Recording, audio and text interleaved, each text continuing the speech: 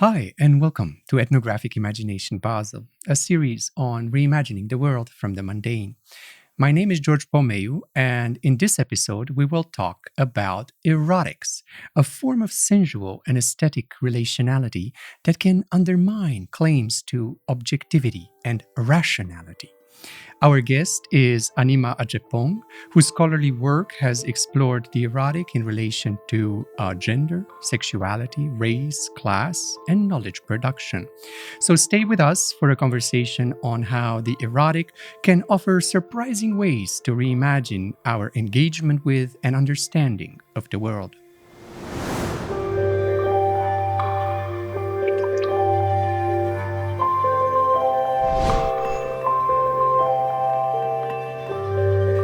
Anima Adjepong is Associate Professor of Women, Gender, and Sexuality Studies at the University of Cincinnati. Anima's work explores embodiment, belonging, freedom, but also questions of class, race, and transnationalism in Ghana and the USA. They hold a PhD in sociology from the University of Texas, Austin, and a BA in comparative literature from Princeton University. Anima's author of the book Afropolitan Projects, Redefining Blackness, Sexualities, and Culture from Houston to Accra, published by the University of North Carolina Press in 2021. This is an ethnographic study of how Ghanaians living transnationally deploy Pan-African imaginaries to craft particular subjectivities, a distinct cosmopolitanism, but also racialized identities complexly entangled in the politics of gender, sexuality, and religion, among other things. Anima's publications also include articles and chapters with titles such as Invading Ethnography, a queer of color reflexive practice, Whiteness Engendered Violence on the Rugby Pitch, and Women's Football and Gendered Nationalism in Ghana. A recent article that will be at the center of our conversation today appeared in the Journal of Men's Studies in 2019 and is entitled Erotic Ethnography, Sex, Spirituality, and Embodiment in Qualitative Research. Anima, we are happy you accepted our invite and are glad to have you here in Basel. Erotics can mean many things. It is a term that is kind of specific in the sense that we kind of all know what it might refer to, but it's also a term that is not very determinate. It's a bit difficult to pin down. And in your writing, you use several other terms to try to get to this. You use, for example, feelings, flirtation, invitation, desire, pleasure. You talk about the erotic as a social lubricant, the thing that enables us to be with each other, but also as rooted in the divine and in the pedestrian. So this is a lot. So how can we begin to make sense of the erotic? Where should we start? Yeah, first, thank you so much for having me. It's been wonderful to be here in Basel. It's my first time. And, as I was thinking about this question of the erotic in preparation for this conversation, I found it necessary to revisit Audre Lorde's writing, The Uses of the Erotic, because it's so foundational to my thinking about this. And I just think Lorde does it so well, right? So Lorde offers us this tripartite definition. But I actually think that's the thing. The erotic defies definition. And so she says it's political, it's sensual, and it's spiritual. And I think when we begin to think about the erotic from that place, we can see how it moves into so many different elements of how it is that we are in the world. In my work and in my thinking about the erotic, I like the kind of ephemeral quality of it. And so it begins there. For me, when I was really thinking about the erotic in this space, I was trying to make sense of these experiences that I was having as an ethnographer that in a way defied the kind of rigorous methodological training that I was supposed to have, I do have, but also paradoxically allowed me to understand the spaces I was in so much better. And so I think that's one element from which perhaps we can begin to think about it as qualitative researchers. But if you want to think about it more as, and I really kind of go back to this often, one of my teachers, Gloria Gonzalez Lopez, writes about this in an essay. I forget where the title of the essay, but it's in Qualitative Sociology journal. But she writes about the sociologist who's also a human being. And I think that's so fundamental to what the erotic is about, actually. It's about kind of being connected and fully present in whatever it is that we're doing. That's part of what Lord is calling our attention to. And in that regard, it's also an invitation to think about the different ways that power circulates in those moments, right? Because when we're present, there's no space is neutral.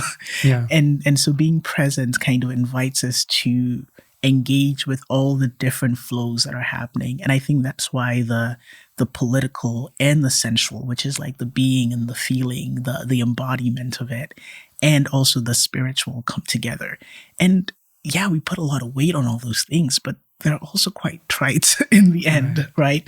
And I think that's why it's so complex. It's asking us to really be fully into a moment in which so much happens at any given time. Just based on what you said, it makes me think of two things. One is whether trying to pin the erotic down is not something that is potentially problematic in the first place. That is to say, trying to give a concrete definition. Because it seems to defy this easy categorization. And going back to Lord, I think one of the key propellers of the imagination here is to think the spiritual and the political together, the sensual and the political together, the spiritual and the sensual together, in a way, shaking up certain categorical or taxonomic sort of boundaries. Yeah, when you say that, I think, I'm deeply rooted in indigenous epistemologies, right? And it really kind of takes me there, where there's a kind of, like within the European American imagination, there's this intense and intentional separation. We have the secular so that we can have the spiritual, right? These kind of dualities that we've created. And yet, in other epistemological universes, those separations, well, I mean, colonialism has disrupted these kind of historical ways of knowing, but at the same time, right now I'm thinking about Gloria Vecca's work, The Politics of Passion in particular, which is also another space in which I think the erotic is really at play in such an intentional way, right? Because in that book, Vecca's asking us to think about gender from this spiritual perspective, right? Gender is not just it's not just about embodiment, but it's also kind of spiritually motivated and constructed. And when we think about gender in this way, then we're thinking about the politics that creates our embodied genders and the relationships that come out of it. We're thinking about the sensual, right? Which has to do with the embodiment of it. And of course, because it's spiritual, it's always already there. And I think that kind of that because it's always working at these different levels, we can't say this is the erotic. Just to go back to Lord, that she opened, well, somewhere in the it's such a beautiful and short essay, but she tells that story of the kernel of yellow in the butter, in the margarine during the war. And she says that's how she thinks about the erotic. It's this very tight, very potent little thing. And once it's massaged into the whole thing, it completely transforms it and it gives us something else. And I think, that's the invitation of the erotic for me. And that's part of what erotic ethnography asks us to do. In writing that article, I was trying to do something that I realized that I do quite a fair bit in my methodological work, which is to take these kind of theoretical lessons and see, well, how do we apply that to a method? Or how do we kind of practice that? That's another language that I'm really kind of thinking with right now, practice, right? Instead of method, what we do when we think about practice. And I think that's also like a lesson of the erotic. Right. I mean, thinking of Ecker and thinking also of the turn that you made towards indigenous spirituality, indigenous ontology. Just remember recently teaching about ritual in both Eastern European and East African contexts where I work, and how much, for example, within the space of ritual, gender ambiguity, the kind of moving beyond the normative categories of gender, has the power to tap into a source of energy that reanimates and rejuvenates and so on. So ritual itself plays with this. I wonder then the relationship between ambiguity and the erotic. Does the erotic presuppose a certain kind of ambiguation? Whether it's the normative, whether it's this kind of binary opposition categories that dominate a modernist colonial sort of frame of knowledge, and which never fully hold, because that's important, right? And then the relation to the erotic, or is the erotic something more specific than simply the ambiguation of these categories? Yeah, I mean, I think ambiguity doesn't quite do it justice. I like that you use the language of normativity, because normativity to me is about violence, right? Like normativity is constructed precisely so that something else can be queered. And that is a violence on our being. I particularly think of heteronormativity and cisnormativity. But I don't think the erotic is about the ambiguity of that. It's actually about like an acceptance of the fullness of things. And precisely in that, there is not really like a placing. I'm thinking there's a story that's coming to me about like a tree, right? And I'm not remembering the story fully, but it's like if you think of an acorn, it holds the whole tree, right? But it's also not a tree. And but you cannot not say that an acorn is a part of a tree, but it's not quite a part of it. I'm not telling the story well, but what I'm trying to get at is that this isn't about ambiguity. It's about kind of potentiality in one way. An acorn can become an oak tree, but it's also about like the wholeness of whatever the thing is and the acceptance of that thing. Or like the bark of a tree is not a tree. Like there are all these little things that are the thing, but are also not the thing. And I think that's perhaps one of the ways that we can lean into the meanings of the erotic. For me, as like I really do think about it within the space of qualitative research. Yeah. At least that's how I was thinking about it for this essay we're talking about.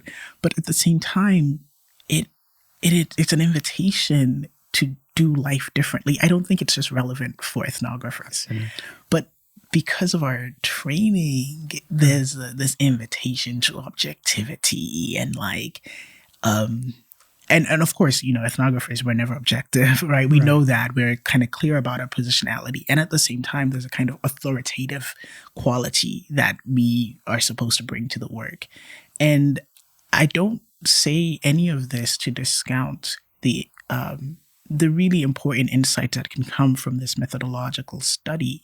And at the same time, it's an invitation to some kind of humility, right? Especially in how we navigate kind of the insights that we draw from our work. So we're talking of an acceptance of the fullness of things. We're talking about not just what is, but what potentially could be. And we're talking about an orientation towards these things with a certain humility rather than authoritative certainty or what have you. At the core of all this in your writing is the body. An embodiment, its capacity for a certain kind of erotic relationality. But before we go to where this relationality is and how it is to be pursued by somebody who wants to know as a knowing subject or so on, what has been, from your point of view, the role of the body in knowledge production so far? For me, one of the texts that really helped me think about the body is a work by Feli Simmons, who's a Black British sociologist. It's titled "How Does a Black Woman Do Sociology?" And there's a subtitle, I don't remember it. I just think the question in the first part of the title is so important. And part of what Simmons is inviting us to do is to really think about that body that's not expected to be a producer of knowledge.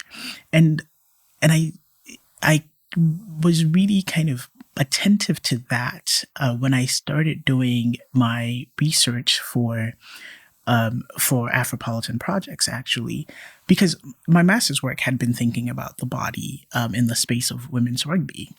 But I had actually kind of been thinking about writing. I had been thinking and writing about the body in these ways. But when I came upon Simmons's work, it was before I went out to really kind of start this ethnographic research. And my dissertation advisor, Ben Carrington, said to me, he shared Simmons's work with me, and he said that she had invited him when he was doing his own work to begin with a personal diary of his own kind of experiences in the field as a practice of reflexivity. And, everyone who's done ethnography knows how taxing it is already to write down your field notes. But I took it seriously. And what I found that I was doing was I was really conscious about how my body was taking up space in these in these immigrant community spaces, right? I was conscious of my own transmasculine embodiment. I was conscious that as a Black person, even though I was doing research with Black people, Africans, Ghanaians specifically, I am all these things. There was a kind of illegibility as a researcher. I remember having a conversation with one of my interlocutors who was like, usually it's white people who do these things. We're surprised that it's you. And I was like, oh, this body is not the body that's expected to take up this space. What does that mean? How do we work with that? And so I wrote Invading Ethnography, which is published in the journal Ethnography. I think that came out in 2019, as a way of making sense of the researcher as illegible and also sometimes illegitimate, right? What does it mean to embody that? And I was really kind of thinking about one of my favorite kind of reflexive methodological appendices is by Kimberly Wong in her book. I'll have to remember the title later, but in it, Wong does such a great job because the work she's doing is so deeply embodied. She's working in bars in Vietnam and really thinking about how her body is taking up all these spaces. But I'm like, part of why she's able to do it is also because she is able to embody the gender of the women who work in these bars, right? Or then I think about other works of people who are using their bodies to take up space. And then Simmons comes back to me because Bourdieu writes that when a habitus encounters a social space of which it's a product, it's like a fish in water. Of course. And Simmons challenges that and says, as a Black woman doing sociology, I'm like a freshwater fish in salt water. That's so, beautiful. the fish in water takes its environment for granted. But I also think that kind of being conscious of your body and space helps you understand how that space is set up. And even when you are like a fish in water, part of our work as ethnographers is to be able to decode the logics of the space. And that's, for me, where the body really comes into play. So on the one hand, it is about how the body is read and how those readings of the body create a space of possibility, impossibility for the subject of knowing, pursuing knowledge. But then we're thinking also about, going back to the erotic, the senses, sensuality, the way in which, on the one hand, we learn by, what do? We take notes, right? We photograph. So this is the kind of thing that we can articulate in language and signifiers. But then there are all those things that we don't articulate or not as easily, or we end up realizing and articulating much later, but that perhaps the body remembers. Yes. And it's that, like Lord says that the erotic is the measure between our sense of self and our most chaotic feelings, which I think is quite funny. But the thing that actually really encouraged me to write erotic ethnography is because in Invading Ethnography, I was really thinking about my body, the researcher's body, as objectified, right? Even though we're really talking about, the researcher as the subject of knowledge production. But I was like, so what if we what if I take seriously how I'm also objectified in this space, not only by my interlocutors and the space in which I'm occupying, but by the discipline in which I'm engaging as well. But then as I expanded the research, I also was like, well, how can we think about the desiring body, right? To give that body, this objectified body, some kind of agency back. And then I couldn't do that without also becoming deeply cognizant of how my interlocutors were looking back, right?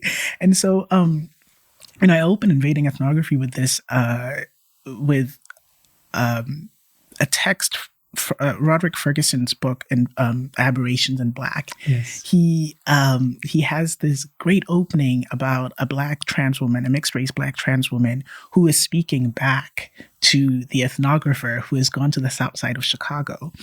And that is so poignant for me, because it's in that moment where, you have to confront that just because you're the one taking notes and going off to write a book doesn't mean you're the only one producing knowledge in this space. And erotic ethnography actually opens me up, and I hope is an invitation for others to think about that co-production of knowledge in a more intentional way. A lot of people write about this, but in a more intentional way in which we're really kind of in community with our interlocutors. Yeah, you do write about this. You say, I quote, "An openness to the erotic allows researchers to be more fully present in the complex matrix of feelings and the ways of being that such an encounter presents," which you then call erotic ethnography. Yeah, it's one of those things where when I'm invited to talk about erotic ethnography, I'm like, I'm not always sure how to explain it. And I remember I remember calling a friend up and saying, yo, I'm trying to write this thing. Actually, there's two friends, because I was like, and one of them, Anna Lara, who's an anthropologist, says, you just told me this beautiful story. Tell that story, right? And so it was an invitation into storytelling. And then I spoke with Drea Brown, and they said the same thing. They were like, you have to tell stories. You can't explain. And this is not something that lends itself into a kind of, I am a sociologist after all, and we are very kind of rigid in some of the ways that we share knowledge. But the openness that storytelling allows for became such an important requirement for explaining what erotic ethnography is, because storytelling also defies this is the answer, right? And I think that's just really important in that kind of openness and connection. So storytelling defies the certainty of an answer, the fixity of a thing. And I think probably this is also what might be the most challenging thing about something like erotic ethnography, not just because of the rigid modernist positivist methodologies that you and I and many others have been trained in, but also, to my mind, because we live in a world of all kinds of uncertainties, because we desire to know, we desire to put our finger on what the future holds, on what kind of society we live in, and so on.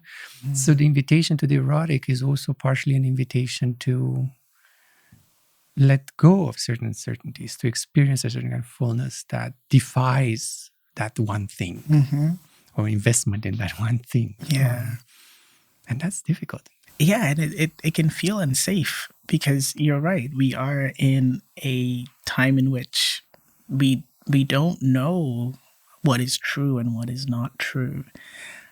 And I think we've always been in that time. And, for me, part of what allows that safety is the spirituality element of it, right? Because, spirituality isn't about like a particular religious orientation, but it is to me like an openness to something beyond. which is uncertain, right? There is no proof. There's no kind of clear proof of it. And one of the things I like to do is I think I can call myself an amateur astronomer. I really like to look at the stars and look at all that. And I read Astronomy magazine, which is really funny to me because it's all fiction, even as it's presented as like science. So, we think this is what's happening on Jupiter and this is how long it'll take to get there and blah, blah, blah, blah, blah, blah, blah. It's wonderful. It's all fiction though. It's entirely based on math and physics that's based on theories that cannot really be proven. And that's what I mean by it's all fiction, right? But we have so much conviction in the verity and verifiability of this science.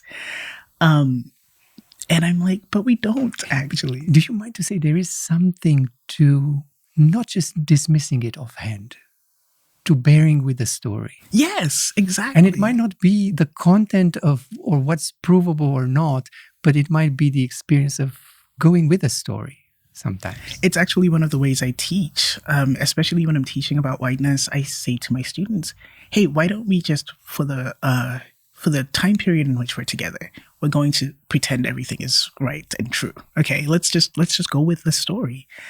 We do it all the time, actually. We do it all the time. We do it with money. We do it with, we get in planes all the time. We're operating Social on faith. fictions. Exactly. And so why can't we do it with one another in these ways?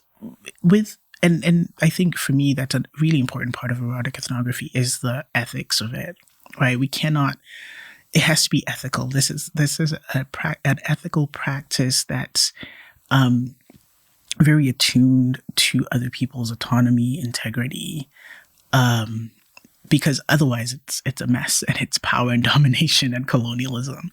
And so that also becomes an important element of moving through. And,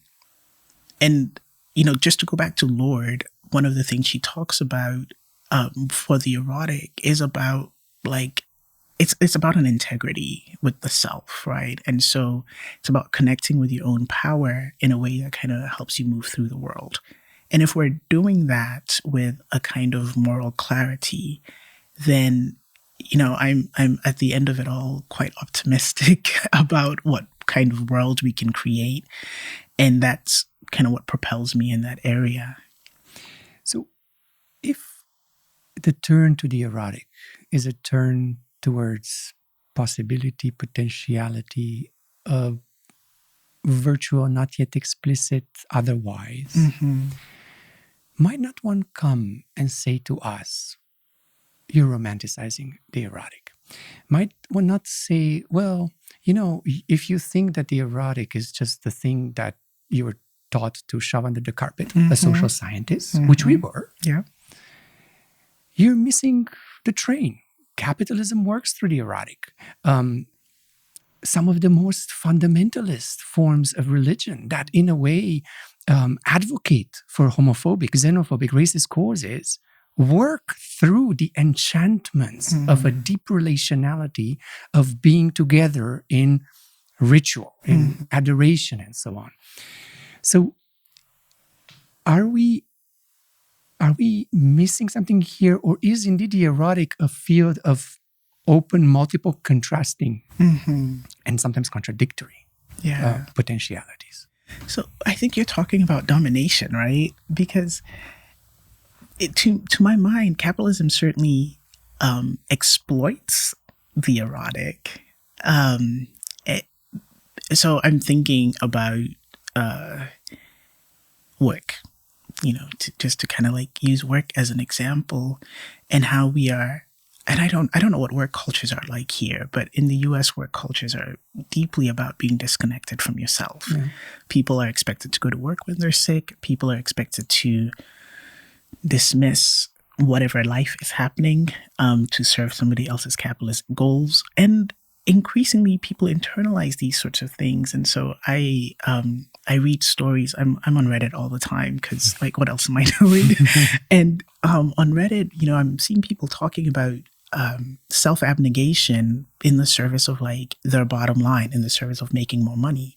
I'm like, why? Like, why are you alive? Like, you know, to use Nina Simone asked, why am I alive anyway? And so, but I don't think that's the erotic. I think that's an exploitation of the desire for connectedness, right? Like there is, and again, I'm really kind of following Lord's logic here. I do think capitalism exploits that desire for connectedness. I think, you know, this kind of invitation to turn away from what it is that we know and need, to shut that down. We teach children this in school. You know, they're supposed to raise their hand and get a hall pass so they can go to the bathroom. There's constant surveillance. None of those things are about your own integrity. I mean, I also think that's why cults come about, right? Because people are looking for the erotic. They're looking for that connectedness. And part of our socialization in the world that we're living in is to give our power up and away.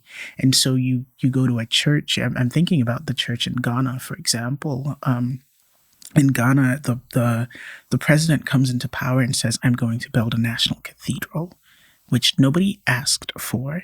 And he's using the people's money, and the people don't have access to good health care. They don't have access to good roads. Their pensions are being sold to the IMF or whatever the case is, right? But then there's fear and domination that is keeping people silent. Or even for queer rights in Ghana, the fight for queer rights in Ghana, there's so much fear and domination and abuse that happens among the political class, among the religious class, the media class, that silences people. And people are silent because they don't want to be rejected from their communities. And so it's an exploitation of this kind of desire for connectedness, but it's not actually a manifestation of it. More of a promise of Yes. The erotic, but not Anima, we are out of time. So I want to thank you very much for joining us on the podcast. I hope our audience will have plenty to reflect on. And for those of you in our audience who are interested to explore these topics further, please look up Anima's work, which would be always a great starting point. Well, I want to say thank you. This was a really fun conversation, and I appreciate the invitation and the chance to think together. It was great having you here.